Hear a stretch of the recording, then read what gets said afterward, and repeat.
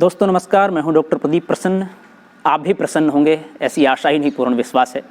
आप सबका स्वागत है मेरे चैनल हिंदी की बिंदी पर। तो आइए आज कुछ नया सीखते हैं नए टॉपिक के साथ।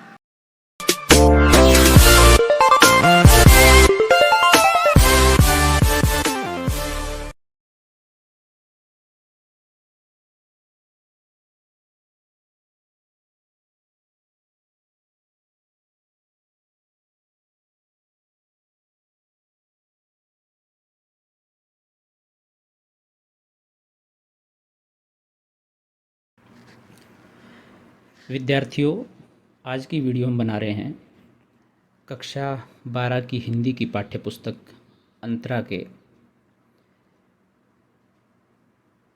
ब्रजमोहन व्यास द्वारा लिखित पाठ कच्चा चिट्ठा के पाठ आधारित प्रश्नों के उत्तर को लेकर के। हम आपको बता दें कि कक्षा 12 की अंतरा के सभी पाठों को लेकर के हम वीडियो बना रहे हैं, और यहाँ तक कि कक्षा 12 की जो अन्य पुस्तकें हैं उनको लेकर के भी हमने सभी पाठों को लेकर के वीडियो बनाई है। यानी कि कक्षा 12 के हिंदी पाठ्यक्रम को पूर्णतः हमने कवर किया है। हमारे चैनल पर आप विजिट कर सकते हैं और प्ले लिस्ट में जाकर के कक्षा 12 जो है क्लास 12th, उसमें आप उसकी सभी वीडियो देख सकते हैं। जो वीडियो अभी नहीं बनी है वो बन रही है और समय समय पर आपके पास पहुंचती रहेगी। वीडियो स्टार्ट करने से पहले आपसे एक निवेदन है, यदि आपने हिंदी की बिंदी चैनल को अभी तक सब्सक्राइब नहीं किया है, बेल आइकन को नहीं दबाया है, तो उसे ज़रूर दबा लीजिए ताकि कोई वीडियो आप मिस न कर पाएँ। आइए तो शुरू करते हैं आज की वीडियो। पहला प्रश्न है, पसोवा की प्रसिद्धि का क्या कारण था और लेखक वहाँ क्यों जाना चाहता था? उत्तर है, पसोवा में जैन धर्म के तीर्थ स्थल विद्यमान थे। उसकी प्रसिद्धि में इन तीर्थ स्थलों का मुख्य हाथ था। यहाँ हर वर्ष जैन समुदाय का एक बहुत बड़ा मेला लगता था। जैन श्रद्धालु हजारों की संख्या में यहाँ आते थे। प्राचीन समय से ही इस मेले का महत्व रहा है। इसके अतिरिक्त यहाँ एक पहाड़ी थी जिसमें बुद्धदेव द्वारा रोज़ व्यायाम किया जाता था। उस पहाड़ी में एक नाग भी रहा करता था। यह भी कहा जाता था कि सम्राट अशोक ने उसके समीप ही एक स्तूप बनवाया था जिसमें बुद्धदेव के नख और बाल रखे गए हैं। यह सोचकर लेखक ने वहाँ जाने का निर्णय लिया ताकि उसे पुरातत्व से संबंधित वस्तु तथा जैसे मूर्ति, सिक्के आदि सामग्री मिल जाएं। उसकी इस लालसा ने उसे पसोवा जाने के लिए विवश कर दिया। प्रश्न नंबर 2 है, मैं कहीं जाता हूँ तो छूछे हाथ नहीं लौटता से क्या तात्पर्य है? लेखक कौशाम्बी लौटते हुए अपने साथ क्या क्या लाया? मैं कहीं जाता हूँ तो छूछे हाथ नहीं लौटता, इस पंक्ति का तात्पर्य है कि लेखक जहाँ भी जाता है वहाँ से खाली हाथ नहीं आता। अपने साथ वहाँ से जुड़ी कोई न कोई पुरातत्व महत्व की वस्तु लेकर ही आता है। लेखक को गांव से मनके पुराने सिक्के, मृण मूर्तियाँ इत्यादि मिली। कौशाम्बी लौटते हुए अपने साथ एक 20 शेर की शिव की पुरानी मूर्ति लाए। यह मूर्ति उसे पेड़ के नीचे पत्थरों के ढेर के ऊपर मिली थी। प्रश्न नंबर 3 है, चंद्रायण व्रत करती हुई बिल्ली के सामने एक चूहा स्वयं आ जाए तो बेचारी को अपना कर्तव्य पालन करना ही पड़ता है। लेखक ने यह वाक्य किस संदर्भ में कहा और क्यों? यह वाक्य उत्तर है, लेखक ने यह वाक्य उस संदर्भ में कहा जब उसे पेड़ के नीचे पत्थरों के ढेर में शिव की 20 शेर की प्राचीन मूर्ति दिखाई दी। पसोवा गांव से उसे अधिक पुरातत्व महत्व की वस्तु नहीं मिली थी। गांव से बाहर निकलने पर उन्होंने देखा कि एक पेड़ के सहारे शिव की प्राचीन 20 शेर की मूर्ति रखी है। उसे देखकर वे प्रसन्न हो उठे। उनकी स्थिति उसी बिल्ली के समान थी जो चंद्रायण व्रत करती है। चंद्रायण व्रत वह व्यक्ति करता है जिसने बहुत पाप किए हैं।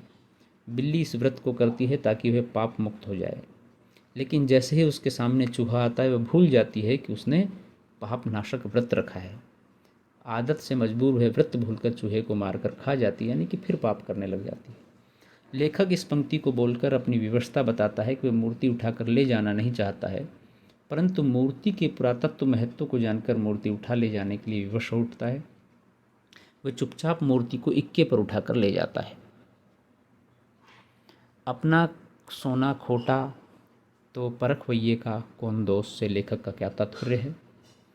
इसका तात्पर्य है कि यदि दोष हमारी वस्तु में है तो हमें परखने वाले को दोष नहीं देना चाहिए, अर्थात परखने वाला तो वही दोष निकालेगा जो उस वस्तु में होगा।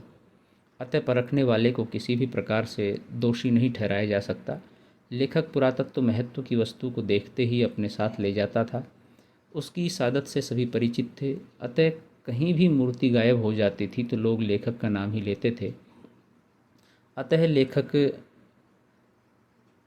ब्रजमोहन व्यास कहते हैं कि इसमें दोष नाम लेने वाले का नहीं है, स्वयं उनका है। अगला प्रश्न है, गांव वालों ने उपहास क्यों किया और उसे कब तोड़ा? उपवास क्यों किया, कब तोड़ा? दोनों प्रसंगों को स्पष्ट कीजिए। गांव वालों को जब पता लगा कि शिव की प्राचीन मूर्ति चोरी हो गई है तो वे दुखी हो उठे। शिव की मूर्ति उनके गांव के बाहर एक पेड़ के सहारे रखी हुई थी।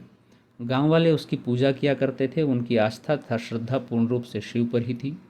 जब लेखक उनके गांव के पास से गुजरा तो उसने पुरानी मूर्ति जानकर उसे अपने साथ ले लिया।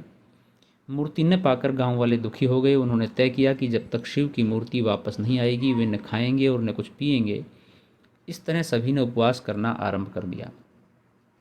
गांव वालों को लेखक पर शक था, अतः वे सब मिलकर उसके पास जा पहुँचे और उनसे शिव की मूर्ति वापस मांगी। लेखक ने बिना किसी परेशानी के सम्मान सहित वे मूर्ति गाँव वालों के साथ भेज दी। उसने गाँव वालों को पानी था मिठाई खिलाकर उनका व्रत तुड़वाया। लेखक बुढ़िया से बोधिसत्व की 8 फुट लंबी सुंदर मूर्ति प्राप्त करने में कैसे सफल हुए? एक बार कौशाम्बी के गांव में घूमते हुए लेखक को खेत की मेड़ पर बोधिसत्व की 8 फुट लंबी मूर्ति दिखाई पड़ी। मूर्ति की विशेषता थी कि वह सुंदर थी, मथुरा के लाल पत्थरों से बनी थी तथा खंडित नहीं थी। उसे देखते ही लेखक ने तय किया कि वह इसे अपने साथ ले जाएगा। वह उसे उठाने ही वाला था कि खेत की मालकिन वहाँ आ पहुँची। वह एक वृद्धा थी और बहुत लालची थी। वह समझ गई कि लेखक उस मूर्ति को पाना चाहता है। उसने लेखक के इस कार्य से प्रसन्नता व्यक्त की। लेखक समझ गया कि इस समय वृद्धा से उलझना ठीक नहीं है। वह समझ गया कि बुढ़िया लालची है, अतः उसने बुढ़िया को पैसों का लालच दिया। आखिरकार उसने बुढ़िया को 2 रुपये दिए और मूर्ति खरीद ली। इस तरह से लेखक बुढ़िया से बोधिसत्व की 8 फुट की लंबी मूर्ति प्राप्त करने में सफल हुए। अगला प्रश्न है, ईमान ऐसी कोई चीज़ मेरे पास हुई नहीं तो उसके डिगने का कोई सवाल ही नहीं उठता। यदि होता तो इतना बड़ा संग्रह बिना पैसा कौड़ी के हो ही नहीं सकता। के माध्यम से लेखक क्या कहना चाहता है? उत्तर है, लेखक के इस कथन का तात्पर्य है कि जो लोग ईमान की बात करते हैं वे कभी न कभी बेईमान हो जाते हैं। लेखक ईमान जैसी चीज़ से ही स्वयं को मुक्त कर लेता है। वह कहता है कि उसके पास इस तरह की कोई चीज़ नहीं थी। अतः जो चीज़ उसके पास है ही नहीं तो उसके खोने या चले जाने का डर या उसकी स्थिति ही नहीं आ सकती। भाव यह है कि हमारे पास जब वह वस्तु होगी ही नहीं तो हमें उसके खोने का डर ही नहीं रहेगा। लेखक की यह बात उस कथन से स्पष्ट होती है जब उसने बोधिसत्व की मूर्ति को पाने के लिए बुढ़िया को 2 रुपये दिए थे। आगे चलकर उसे उस मूर्ति के 10,000 मिले थे। उसने बिना सोचे समझे वे पैसे लेने से मना कर दिया। वह चाहता अपने दिए 2 रुपये था मेहनत को वसूल कर लेता। उसने ऐसा नहीं किया। अपने कार्य के प्रति वह पूर्ण रूप से समर्पित था। यदि वह इस तरह लालच में आकर अपने कार्य से धोखा करता तो उसका संग्रहालय कभी खड़ा ही नहीं हो पाता। लेखक के पास अपार संपत्ति होती, उसने संग्रहालय को अपना सब कुछ माना और पूरी ईमानदारी से उसे खड़ा किया, और यह संग्रहालय उनके परिश्रम और ईमानदारी को दर्शाता है। अगला प्रश्न है, 2 रुपये में प्राप्त बोधिसत्व की मूर्ति पर 10,000 रुपये क्यों न्योछावर किए जा सकते थे? बोधिसत्व की इस मूर्ति का बहुत महत्व था। वे इस प्रकार है कि बोधिसत्व की जितनी भी मूर्तियाँ पहले मिली थी उनसे यह सबसे पुरानी थी। यह कुषाण सम्राट कनिष्क के समय की थी। कुषाण सम्राट कनिष्क के राज्यकाल के दूसरे साल में वहाँ स्थापित की गई थी। सबसे बड़ी बात कि यह अब भी पूर्ण थी, कहीं से भी खंडित नहीं थी। उस मूर्ति के पैरों के स्थान के पास से निम्नलिखित जानकारियाँ प्राप्त हुई थी जो उस पर अंकित थी। प्राय ऐसे पुरातत्व महत्व की वस्तुओं में इस प्रकार की सभी विशेषताएं नहीं पाई जाती हैं। अतः 2 रुपये में प्राप्त मूर्ति पर एक फ्रांसीसी व्यक्ति द्वारा 10,000 रुपये न्योछावर किए जा रहे थे। उसे निराशा हाथ लगी क्योंकि लेखक भी मूर्ति के महत्व से परिचित था। वह उसे देश से बाहर नहीं जाने देना चाहता था, अतः उसने भी मूर्ति पर 10,000 न्योछावर कर दिए और उस व्यक्ति को खाली हाथ लौटा दिया। अगला प्रश्न है, भद्रमत शिलालेख की क्षतिपूर्ति कैसे हुई, स्पष्ट कीजिए।